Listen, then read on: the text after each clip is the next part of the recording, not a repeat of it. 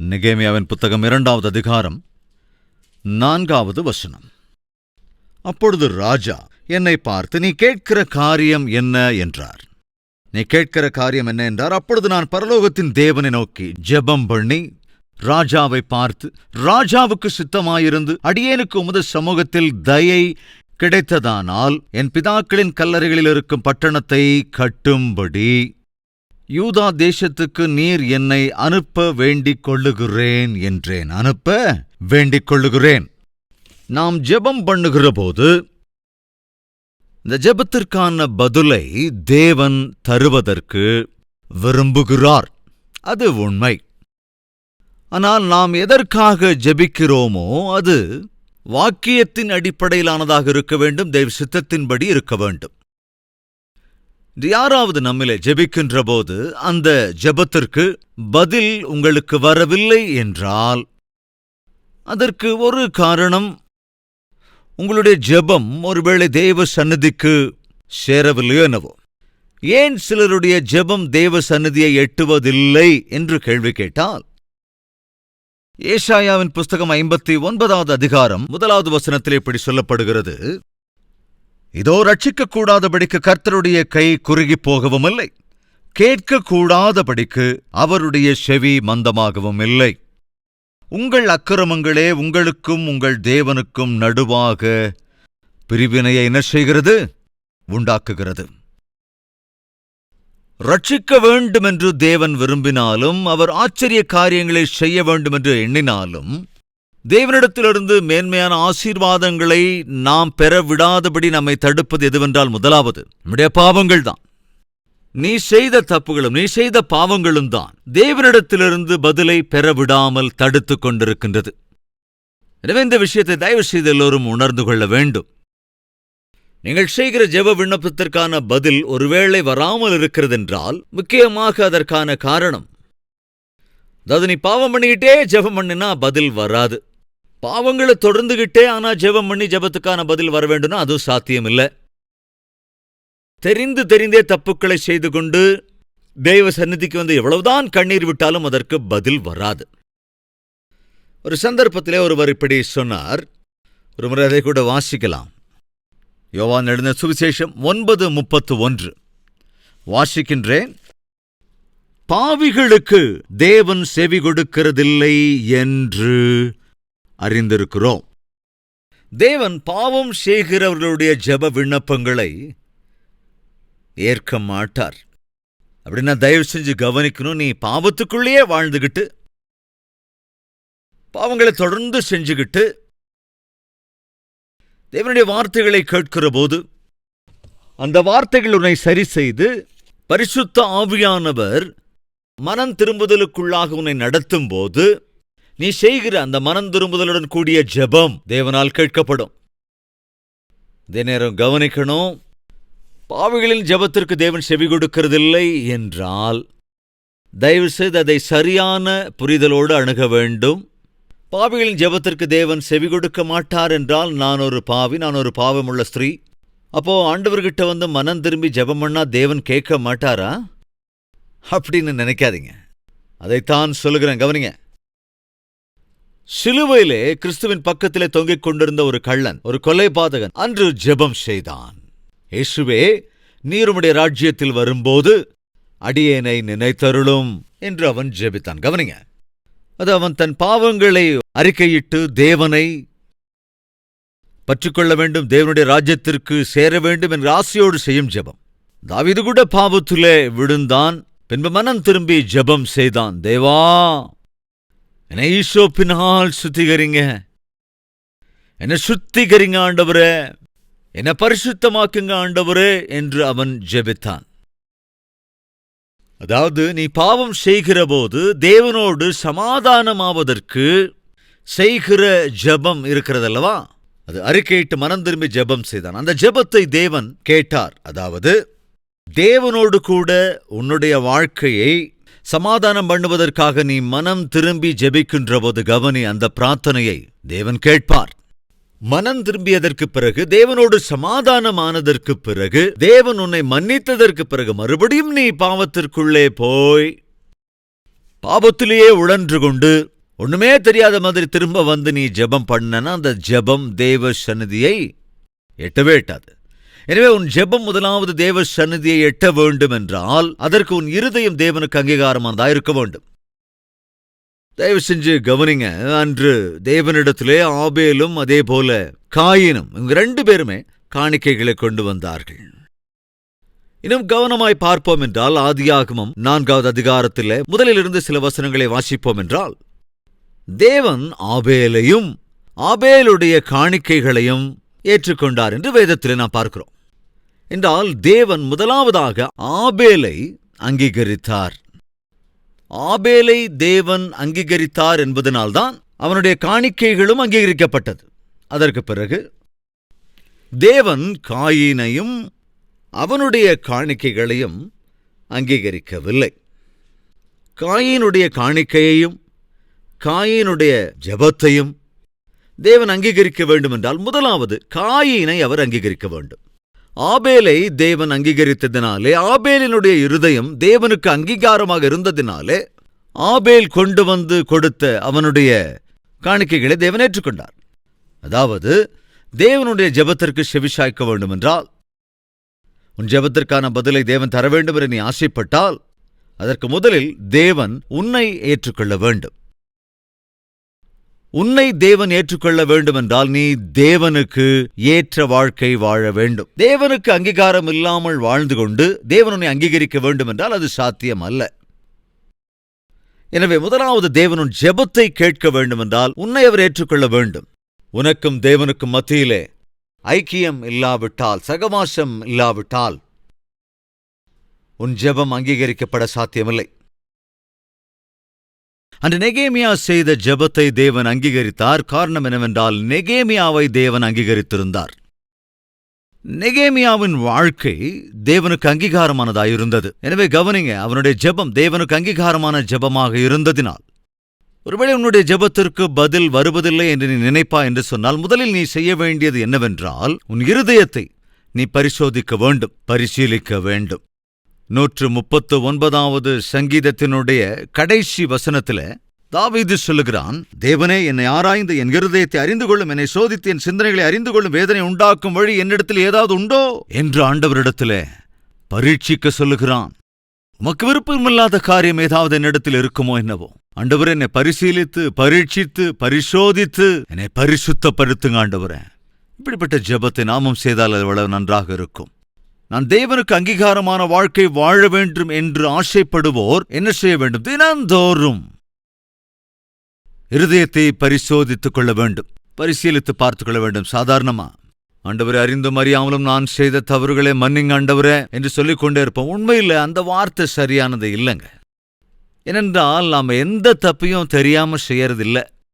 நீ எந்த தப்பு செஞ்சாலும் அதை தெரிஞ்சுதான் செய்யற. ஏதாவது ஒருவேளை ஒரு சகோதரன் ஒரு பெண்ணோடு போய்கொண்டிருக்கிற போது பரவாயில்ல ஒரு நல்ல பொண்ணா பிடிச்சிட்டானே அப்படின்னு நீ நினைக்கிற. அவங்க உன் கண்ணுக்கு முன்னாலேயே உனக்கு நேரா வந்தாங்க. நீ எந்த பெட்ரோல் பங்க்ல பெட்ரோல் அடிக்க நிற்கிறியோ அதே பெட்ரோல் பங்க்ல வந்து நின்னாங்க. கடைசியில் பார்த்தா இந்த பெட்ரோல் அடிக்கிற சமயத்தில் உங்ககிட்ட உன்னோட பர்ஸில் 200 ரூபாய் இருந்தா கொடுமா அப்படின்னு இருந்தா கொடுக்குறானா அப்படின்னு சொல்றாங்க. அப்போ உனக்கு என்ன புரிஞ்சிடும்? அடடட, தெரியாம எவ்வளோ பெரிய தப்பு பண்ணிட்டேன், தெரியாம எந்த அளவுக்கு தப்பா புரிஞ்சுக்கிட்டேனே, தெரியாம நீ தவறா புரிஞ்சுக்கிட்ட, அதுக்கப்புறம் தெரிஞ்சுக்கிட்ட நீ தப்பா புரிஞ்சுக்கிட்டேங்கிறத. ஒருவேளை அதுக்கப்புறம் அவங்க 2 பேரும் நீ இருக்கிற இடத்துக்கு வரலன்னா, அவங்க 2 பேரும் அண்ணன் தங்கச்சின்னு உனக்கு தெரியலன்னா நீ என்ன செய்வ? தெரியாம தப்பு பண்ணியிருக்கேன்னு அர்த்தம். அப்பதான் சோ நீ ஜெபிக்கின்ற போது ரொம்ப சிம்பிளா அப்படியே சொல்லிட்டு போவான், ஆண்டவரே தெரியாம தெரியாம ஏதாவது தப்பு பண்ணிருப்பாண்டவரே என்னை மன்னிச்சிருங்க ஆண்டவரே அப்படின்னு ரொம்ப சுலபமா எல்லாத்தையும் எடுத்துக்கிற. தெரியாம செய்யற தப்பு அது வேற விஷயங்க. அதே சமயத்தில் நான் இப்ப சொன்ன அந்த உதாரணத்துக்கு படி அது யாரோ ஒரு பொண்ணும் பையனும் போயிட்டு இருக்கும்போது அவங்கள பத்தி நினைக்க வேண்டியது உன் வேலை இல்லை. ஆக்சுவலா அவங்கள பத்தி டவுட் உனக்கு வர வேண்டிய அவசியம் இல்லை. அவர் பாய் ஃப்ரெண்டா கேர்ள் ஃப்ரெண்டா இல்லை அவங்க 2 பேரும் அண்ணன் தங்கச்சியா, இதெல்லாம் உனக்கு தேவையில்லாத விஷயம்.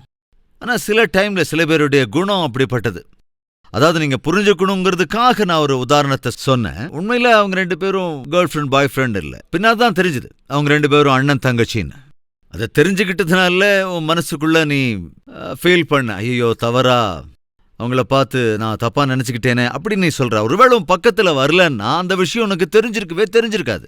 அப்ப ஆக்சுவலா நீ தப்பு பண்ணிருக்க, தப்பா நினைச்சிருக்க.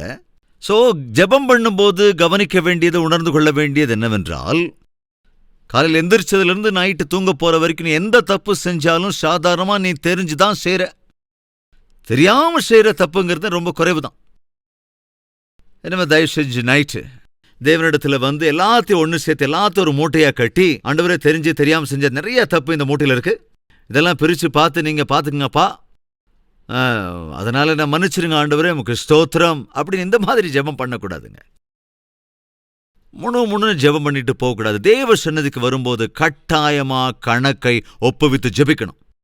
நீ காலையில் எழுந்ததிலிருந்து நைட்டு வரைக்கும் எந்தெந்த இடத்துலலாம் தப்பு செஞ்சிருக்க, பேச்சுல தப்பு பண்ணியா, செய்கைகள்ல தப்பு பண்ணியா, அல்லது எண்ணங்கள்ல தப்பு பண்ணியா, கண்களால தப்பு பண்ணிருக்கியா, இவையெல்லாவற்றையுமே நீ தேவனுடைய சன்னதியிலே முழங்கால் படியிட்டு ஜெபிக்கும் போது பரிசுத்த ஆவியானவர் உனக்கு நினைவுபடுத்துவார். அந்த நாள் பூரா நீ செஞ்ச தப்பெல்லாத்தையும் உனக்கு அவர் ஞாபகப்படுத்துவார். எதற்காக ஞாபகப்படுத்துகிறார் என்றால், நீ மனஸ்தாபப்பட்டு அவற்றை அறிக்கையிட்டு அவற்றை விட்டு விலகுவதற்கு.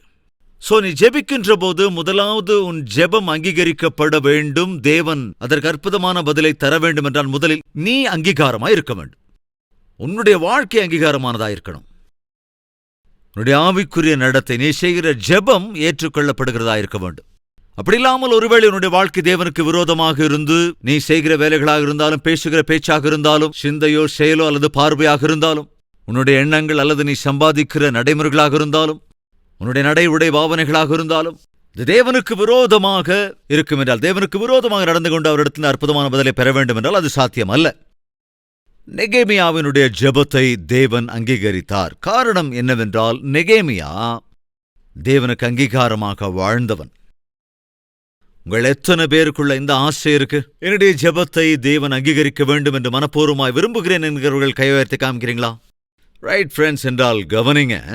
முதலாவது நீ தேவனுக்கு அங்கீகாரமாய் இருக்க வேண்டும்.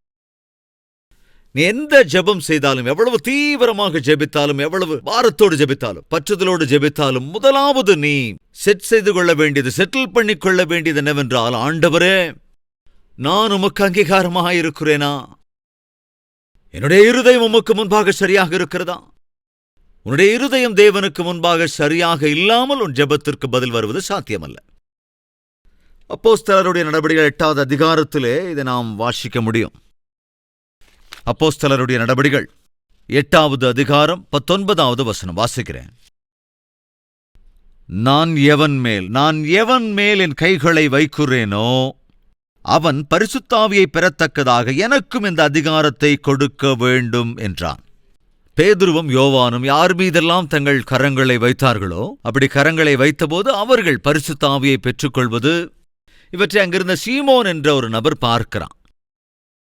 அப்படி பார்த்துவிட்டு பேதுருவினிடத்திலே கேட்கிறான், நான் யார் மீது என் கைகளை வைக்கிறேனோ அப்படி நான் கையை வைக்கிற போது பரிசுத்த ஆவியை அவன் பெற்றுக்கொள்ளும்படியாக இந்த அதிகாரத்தை எனக்கு கொடுங்க என்று தன்னுடைய விண்ணப்பத்தை அங்கே வெளிப்படுத்துகிறான். அதற்கு பேதுரு சொன்ன பதில் என்பதையும் கூட பார்த்து விடலாம். அப்போஸ்தலர் 8:21, உன் இருதயம் தேவனுக்கு முன்பாக செம்மையாயிராதபடியால் இந்த விஷயத்திலே உனக்கு பங்கும் இல்லை பாகமும் இல்லை. நான் யார் மீது என் கைகளை வைக்கிறேனோ அவர்கள் பரிசுத்த ஆவியை பெற வேண்டும். இப்படி அதிகாரமோ அல்லது அப்படிப்பட்ட வரமோ நீங்கள் எனக்கு தர வேண்டும் என்று அவன் கேட்டபோது பேதுரு அவனை பார்த்து, உன் இருதயம் தேவனுக்கு முன்பாக செம்மையாக இல்லை, எனவே இந்த விஷயத்திலே உனக்கு பங்குமில்லை பாகமும் இல்லை. அவன் கேட்ட கோரிக்கை சரியான கோரிக்கை அல்ல. அவன் கோருகின்ற அந்த விதமும் சரியில்லை. அவன் ஆசைப்படுகிற அந்த நபர்கள் யார் யாரெல்லாம் இருக்கிறார்களோ அவர்கள் அதாவது அவனை ஜாக்கிரதையாக பரிசீலித்த போது பேதுரு புரிந்து கொண்டது என்னவென்றால், இவனுடைய இருதயம் சரியா இல்லை. அதாவது நீயும் நானும் ஜெபிக்கிற போது அந்த ஜெபத்திற்கான பதில் வர வேண்டும் என்றால் முதலாவது நம் இருதயம் சரியா இருக்க வேண்டும். நல்லா கவனிங்க, இருதயம் எல்லாவற்றை காட்டிலும் மோசமானது. அது மாத்திரமல்ல, அது பயங்கர வியாதி உள்ளது.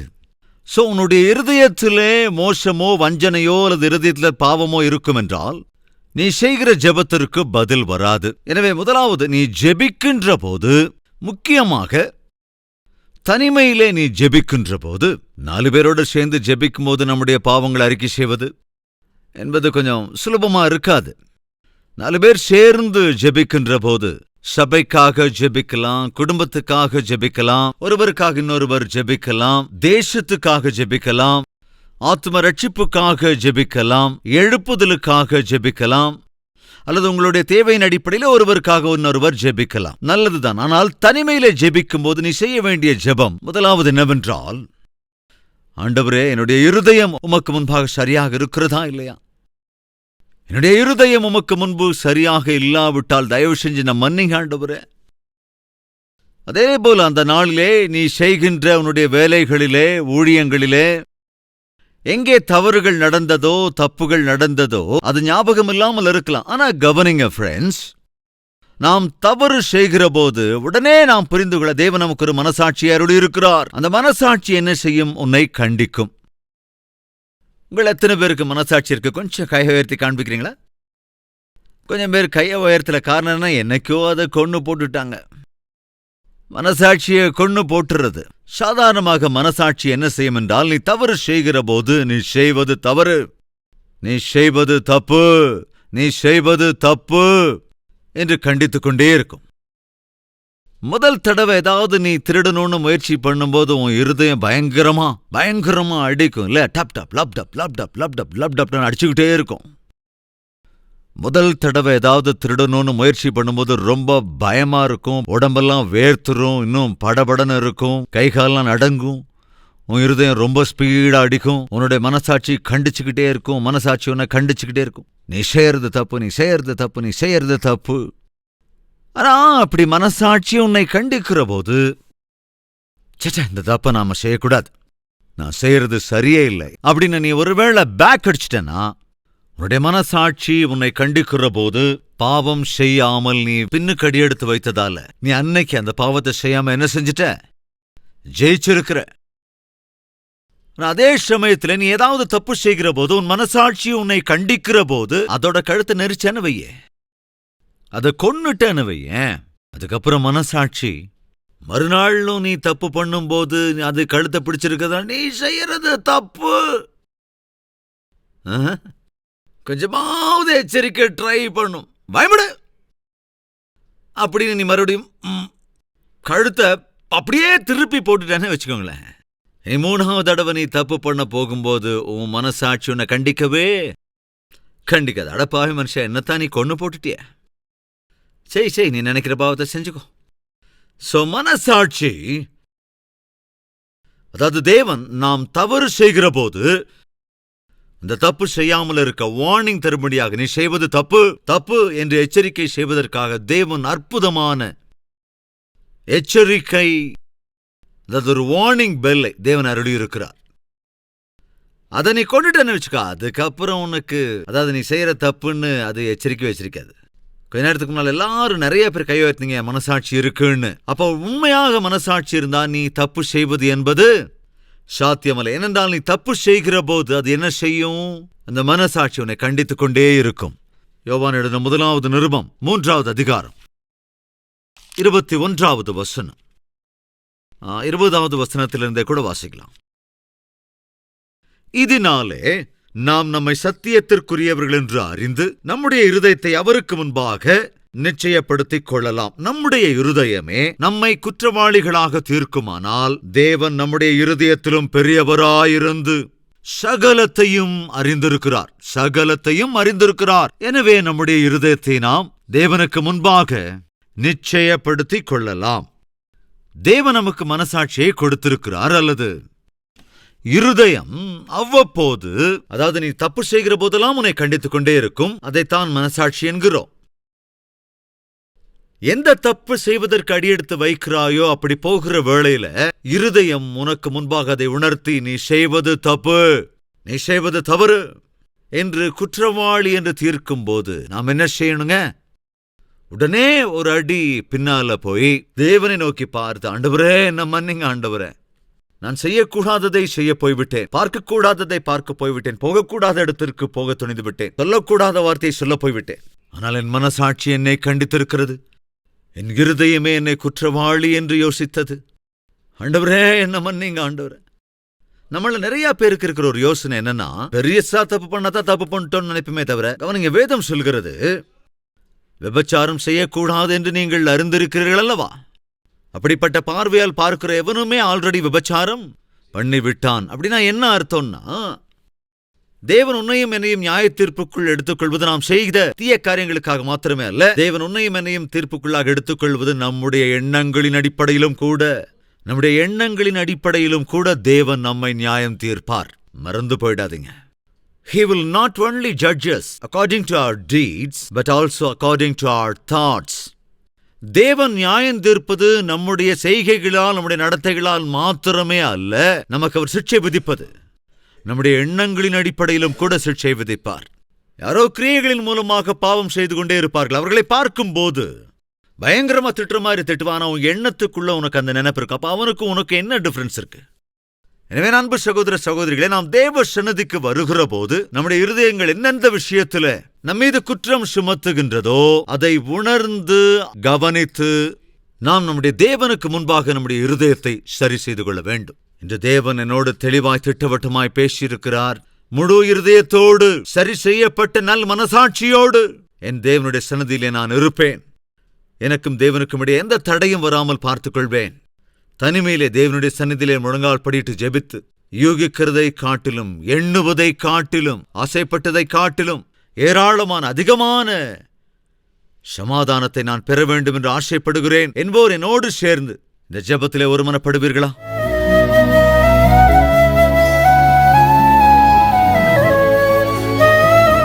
பரிசுத்தமுள்ள எங்கள் பிதாவே, தெளிவாய் திட்டவட்டமாய் எங்களோடு பேசியிருக்கிறீர். நெகேமியா ஜெபித்த அந்த இடம், அதேபோல நெகேமியா ஜெபித்த அந்த நேரம், நெகேமியாவின் ஜெபத்திற்கு வந்த பதில், இவற்றை இன்று நாங்கள் தியானித்திருக்கிறோம். மேன்மையான சத்தியங்களை இன்று எங்களுக்கு கற்றுக் கொடுத்திருக்கிறீர். நெகேமியாவுடைய ஜெபத்திற்கு அற்புதமான பதிலை அருளிச் செய்தீர். நெகேமியா எதிர்பார்த்ததை காட்டிலும், நெகேமியா நினைத்திருந்ததை காட்டிலும் மேன்மையான பதிலை நீர் கொடுத்தீர். அரை குறையாக பதில் கொடுக்கிற தேவன் நீர் அல்லவே அல்ல. சம்பூர்ணமான பதிலை தருகிற தேவன், அசாத்தியங்களை சாத்தியமாக்குகிற தேவன், ஆச்சரிய காரியங்களை செய்கிற தேவன். ஆண்டவரே, எப்பொழுதும் எங்கள் ஜெபத்திற்கு செவிசாய்த்து உமக்கும் எங்களுக்கும் மத்தியிலே இருக்கிற எல்லா விதமான தடைகளையும், பரிசுத்தமற்றவைகளையும், இடையூறுகளையும் நீக்கி போடுங்க ஆண்டவரே. உம்முடைய சந்நிதியை அனுபவிக்கிற கிருபை அருளிச் செய்யுங்க. உம்முடைய சந்நிதியிலே மனம் திறந்து ஒரு தந்தையோடு பேசுவதைப் போல, ஒரு நண்பனோடு பேசுவதைப் போல எங்கள் இருதயத்தில் இருக்கிற எல்லாவற்றையும் உம்மோடு பகிர்ந்து கொள்ளக்கூடிய அற்புத ஐக்கிய உறவை எங்களுக்கு அருளிச் செய்யுங்க. நாங்களோ ஆண்டவரே உமக்கு விரோதமாய் தப்பு செய்கிற போது, உம்முடைய ஆவி எங்களை குற்றவாளிகள் என்று தீர்க்கிற போது உடனே மனஸ்தாபப்பட்டு எங்கள் இருதயத்தை சரி செய்து கொள்ளக்கூடிய நித்திய காலமும் ஓடே கூட இருக்கிற வாழ்க்கை எங்களுக்கு அருளி செய்ய வேண்டும் என்று இயேசுவின் நாமத்திலே வேண்டிக் கொள்கிறோம் பிதாவே, ஆமென்.